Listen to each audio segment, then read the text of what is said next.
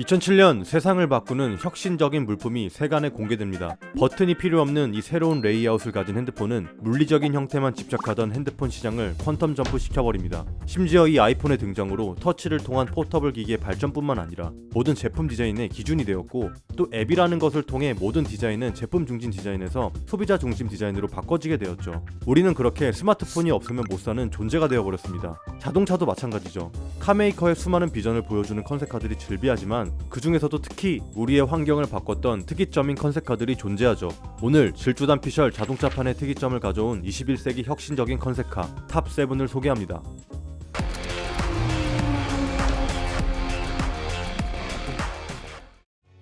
시트로엥 DS XE 텐스. 이 컨셉카는 자동차의 기존 개념에 도전하는 흥미로운 접근 방식이었죠. 오토바이 사이드카 모양을 연상시키는 이 비대칭 자동차는 두 개의 별도 공간을 하나의 자동차로 병합하면서 자동차 디자인의 기존 개념에 도전하는 흥미로운 이미지를 연출합니다. 이 각각의 공간은 레이싱을 느낄 수 있는 레이싱의 경험과 자율주행을 느낄 수 있는 일반적인 운전의 경험을 느낄 수 있습니다. 이런 현실감 없는 컨셉추얼한 아이디어를 전통적인 카메이커에서 채택한 것이 정말 신선했고, 어떻게 보면 찌그러진 형상처럼 보일 수 있지만 우리는 이 차에서 헤드램프 역할을 하는 기하학적인 패턴에 주목할 필요가 있죠. 차량의 독특한 시각적 요소를 추구할 뿐만 아니라 비대칭에 내재된 불안정성을 시각적으로 보완하는 엄청난 센스를 보여줍니다. 전면부와 후면부를 통일적으로 나열하고 패턴을 통해 규칙성을 부여함으로써 불안전하면서도 안정적인 오묘한 균형을 만들어내죠. 야, 진짜 센스 있다. 친숙한 좌우 대칭형 외관에서 탈피해서 이럴 수도 있지 라는 자동차 디자인에 대한 신선하고 혁신적인 접근 방식을 성공적으로 재해석한 이 컨셉카를 탑 7으로 선정했습니다. 현대 비전 74. 내가 알던 그 현대 맞냐? 현대폰 묻혔다. 현대 비전 74는 단순한 컨셉카를 타파했죠. 미래 양산차의 신기술을 테스트하는 움직이는 연구소. 롤링랩에 가까운 이 비전 자동차는 자동차 디자인의 경계를 넓히려는 현대차의 의지를 보여줬습니다.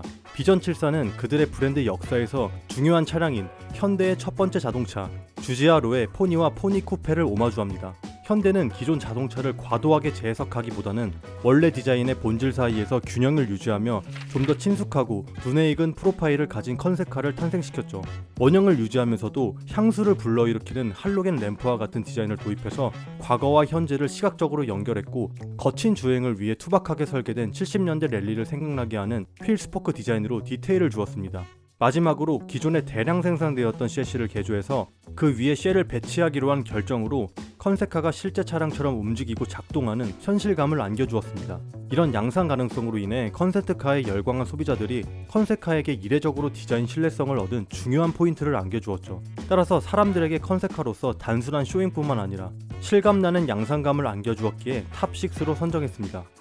메르세데스 벤츠 실버 에로우. 현대와 다르게 벤츠는 완전히 다른 해석으로 오마주한 컨셉을 냅니다. 메르세데스 벤츠 실버 에로우 컨셉은 레전드 레이싱 머신인 W125 실버 에로우를 오마주했습니다. 1937년 체급 제한을 넘지 않으려고 경기 전날 벤츠의 시그니처인 흰색 도장을 다 벗겨 출전시켰던 이 머신은 알루미늄 강판에 오리지널 은색을 휘날리며 그랑프리를 제패했었죠. 메르세데스 벤츠는 하이테크와 앤티크 럭셔리의 독특한 조화를 제공하는 데 중점을 두며 다른 전기차와 차별화되는 독보적인 컬러, 소재, 마감을 보여줬습니다. 실버 에로우는 매우 짧은 원형 오버행과 다소 넙대대해야 할 수 있는 아치형 디자인을 감각적으로 컨트롤해서 과거 항공기에 몸담았던 벤츠의 짬바를 보여줬죠. 자동차의 공기 역학적 성능을 향상시킬 뿐만 아니라 시각적 매력도 기가 막히게 의도했습니다. 진짜 이 아치형 조형이 자칫 퍼져 보일 수 있는데 튀어나온 팬더 볼륨과 적절한 균형을 이루면서 안정감을 제공하도록 디자인했다는 게 정말 대단한 거거든요. 또 로고 냅다 박아버리는 거 좋아하는 벤츠가 차량의 형태나 성능에 해를 끼칠 수 있는 3D 로고를 사용하지 않고 간단한 2D 포맷의 실크 데이터로 로고를 부착했다는 것과 조형을 해치지 않는 가변형 스포일러를 통해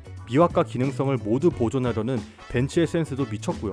과거와 미래의 레이스는 어떻게 다를까? 벤츠가 내린 답은 가상현실의 레이스다. 인공지능의 도움을 받아 실버 에로우의 자동차를 위한 가상 레이스에 참여한다는 매우 재미있는 아이디어를 포함하는 컨셉은 정말 흥미진진하죠. 그러나 생각보다 가상과 현실의 요소에 차이점을 주는 인테리어 요소가 명확하게 드러나는 와우 포인트가 없는 게 조금 아쉽기도 합니다. 무튼 가상이라는 하이테크한 이미지에 벤츠만의 럭셔리한 조합이 첨단과 앤티크의 적절한 콜라보로 이루어져서 스타일링만으로 압살하는 특이점을 일으킨 이 자동차를 탑5로 선정했습니다.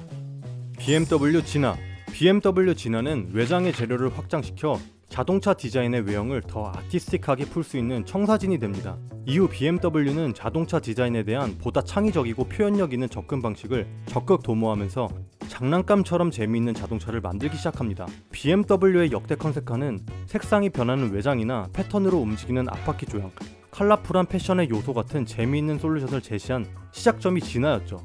현재 BMW 양산 인테리어가 두 가지의 무드로 구성되어 있다거나 다소 다른 메이커에서 쓰지 않는 비정형적인 형상을 C패드에 적용하는 등 색, 마감, 소재를 통해 자유롭게 표현하는 것도 이 영향이 큽니다. 진화는 기존 자동차 소재의 단조로움에서 탈피해서 자동차 전체를 폴리우레탄 코팅 스판덱스로 덮었습니다. 이 선택은 뛰어난 탄성, 내수성 및 내구성을 제공하는 동시에 자동차 프레임의 모양을 변경해서 차량이 살아있는 것 같이 움직이는 경험을 제공하죠. 진짜 살아있는 것 같죠? 또 기존 알루미늄과 같은 소재로는 달성할 수 없는 흥미로운 곡선을 연출할 수도 있고요. 자동차 외부는 종종 단순한 껍데기로 인식되지만 BMW 진화의 개념은 승객과 상호작용할 수 있는 흥미로운 재료를 사용해서 이러한 인식을 깨뜨렸고 외부 디자인에 대한 미래지향적인 접근 방식의 지표가 되었기에 탑4로 선정했습니다. 메르세데스 벤츠 아바타. 전세계 역대급 흥행작 아바타를 컨셉으로 잡은 미래 자율주행 컨셉카 벤츠의 아바타는 아바타 판도라 행성의 동물에서 영감을 받았습니다. 동물의 특징, 몸짓, 행동을 기반으로 한 자동차를 디자인하는 것은 다소 구식이거나 유치해 보일 수 있지만 이건 달랐습니다. 이러한 독특한 접근 방식이 자동차의 신비로움을 더하며 마치 자동차가 행성의 동물군에서 진화한 것처럼 느끼게 해주는 진보적인 미래를 보여줬죠. 여기서 가장 역대급이었던 건 콘솔을 통해 마치 자동차와 운전자가 서로 교감하듯 신경계를 연결한다는 소비자 경험 중심적인 디자인이 자율주행 자동차라는 맥락에서 인간과 기술 사이에서 진화하는 자동차와의 관계에 대한 깊은 이해와 철학이 보여집니다. 마치 자동차와 생명체로서 교감하는 것 같죠? 또한 아바타라는 세계관이 지루한 컨셉카의 스토리텔링 자체를 흔들었는데요.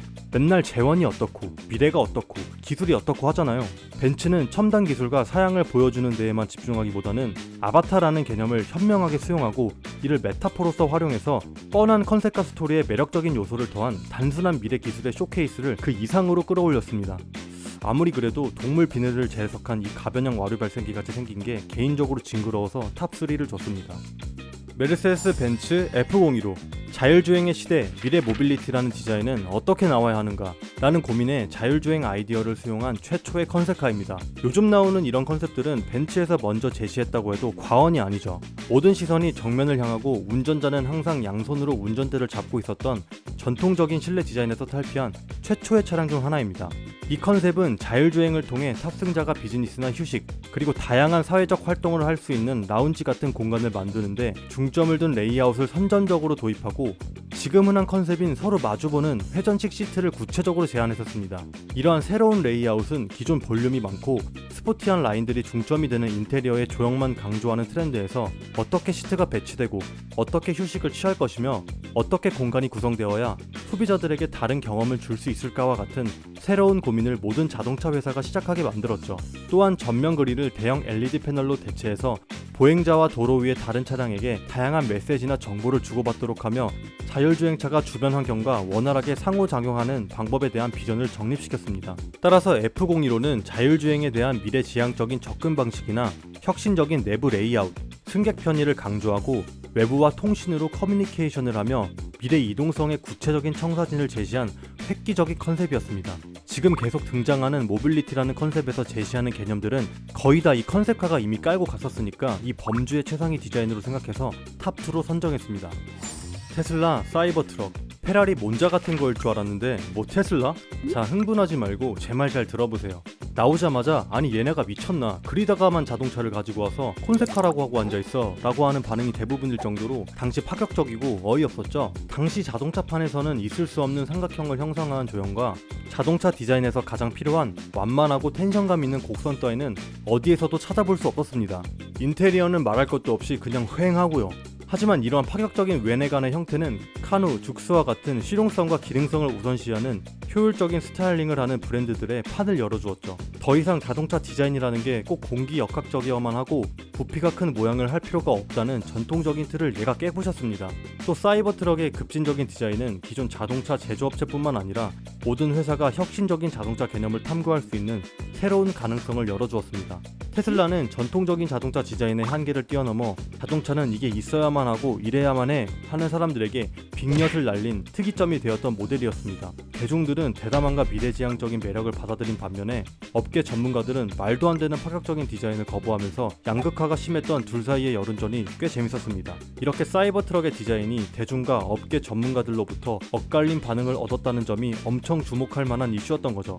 물 흐르듯 자연스러웠던 자동차판을 뒤흔든 악동이었지만 자동차 산업에 미쳤던 엄청난 영향을 무시할 수 없으므로 탑 1으로 선정했습니다. 오늘은 전통적인 자동차 디자인의 경계를 허물고 특이점을 댄 몇 가지 컨셉카를 살펴보았는데 어떠셨나요? 컨셉카의 재원, 기술 이런 얘기 다 빼봤는데 좀 괜찮으셨나요? 단순한 스타일링이나 재원을 떠나서 자동차 제조업체가 디자인과 기술의 경계를 계속 확장하면 새로운 운송시대를 만드는 미래 모빌리티를 빨리 맞이할 수 있다는 것을 기대하며 이만 마치겠습니다. 무튼 컨셉카는 명실상부 탑티어 벤츠,